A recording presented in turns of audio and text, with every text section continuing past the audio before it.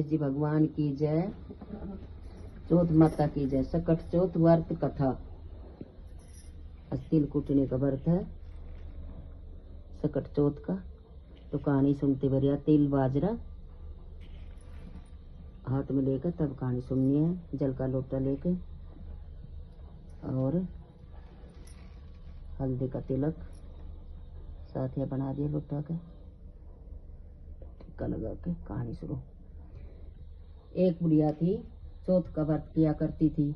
सकट चौथ का व्रत आया तो तिलकुट बनाया और व्रत खोलते चूरमा बना के तिल और गुड़ कूट के तिलकुट बनाया। व्रत करया। चाची तैया ने उसके लड़कों को सिखा दिया कि तू तो गाय भैंस चराने चला जा जंगल में, और तेरी माँ तिल का चूरमा बनाया, तिलकुट बना के तिल का लड्डू बना के चूरमा बना के खाया और खा खा के मोटी हो रही है। तो लड़का चाची तैया की बात में आ गया और रूस के सो गया। और उसकी माँ उठाने लगी, बेटा आज गाय भैंस चराने जंगल में ना जाए। तो बोले आज मैं ना जाऊँ, मैं तो घर छोड़ के जा रहा हूँ, मैं तो जंगल में भैंस गाय चराऊँ और तू चूरमा बना बना के खाए। तो बोली ना बेटा मैं तो तेरा ही व्रत करूँ। बोली ना मैं ना रुकूँ, मैं तो जाऊँगा घर छोड़ के। और घर छोड़ के लड़का निकल लिया। तो उसकी माँ बोली बेटा ना माने तो तिल बाजरा ले जा, और जहाँ भी तेरे ऊपर भीड़ पड़े मैं तो सकट चौथ का व्रत करूँ, तेरा ही व्रत करे करूँ। जहाँ तूने भीड़ पड़े तो ये चारों ओर अपने पूर के बैठ जाइए। बोलो ठीक है। चला गया। अब रास्ता में गया, जंगल में चला गया बना में। चलते चलते जंगल में आंधी आ गई बहुत तेज। आंधी आ गई, डर गया कि तो तूफान उड़ा के ले जाएगा, तो तूने ही अपना घर छोड़ कर चला। चाचा तैया का शिकायत है। अब उसने याद आई उसके माँ ने तिल बाजरा दिया था अपना लेकर हाथ में, और वे पूर का चारों ओर ने बैठ गया।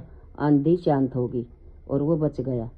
फिर आगे गया तो नदी आ रही बहुत तेज 160 करती।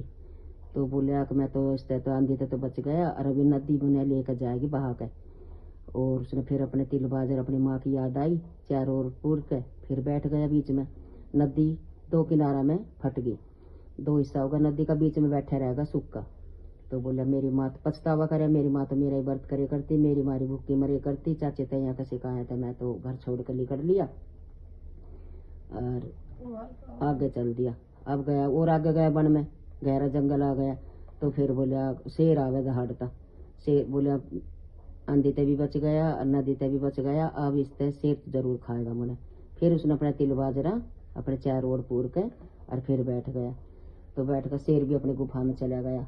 वो मेरी माँ तो मेरा ही व्रत करे थी, मैं भूखी मरे थी मेरी मारी। और ये तो गणेश जी भगवान का ध्यान करे था, अपनी माँ ने याद करे था, वे पूर के बैठ जाया था। तो शेर भी गुफा में चला गया।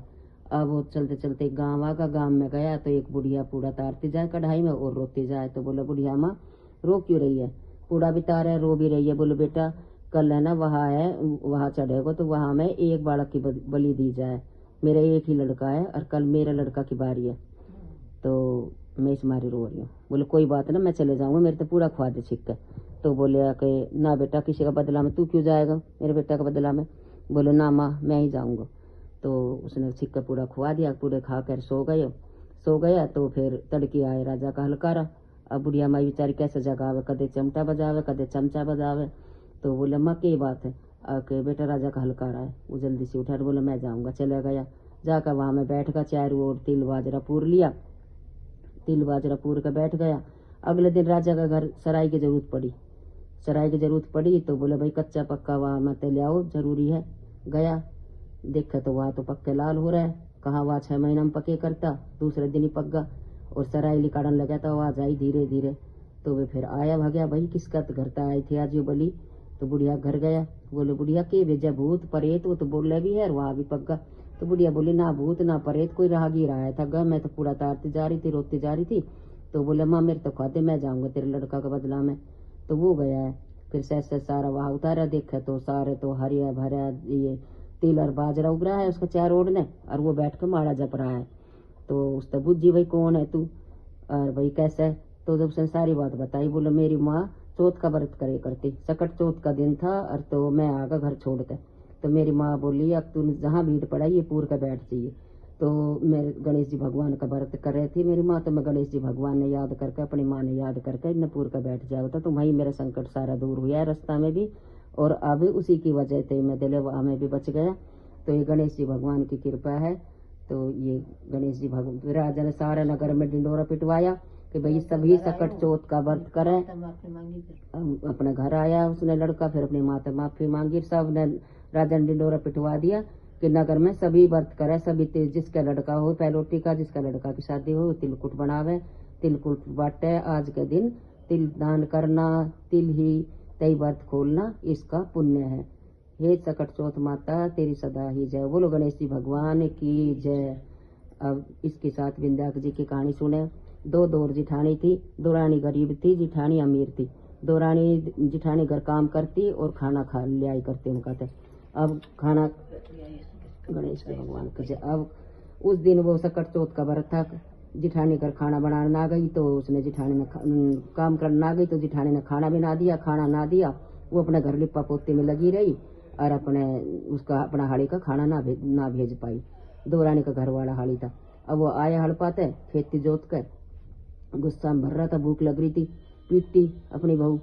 दो रानी खूब पीटती, पीट के और फिर एक कोना में घेर दी। वो पड़ी रही, ना उसने खाया कुछ ना पिया। बाबा बिन्नाक आया था, सुनार खाते हीरा मोती जवाहरात खाते।